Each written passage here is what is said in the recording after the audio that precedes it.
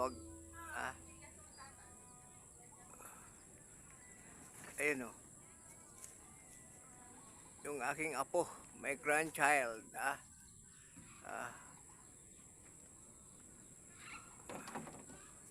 Malayo kasi yung ibang ano kaya hindi masyadong makita. Okay. Maraming salamat. Maraming salamat.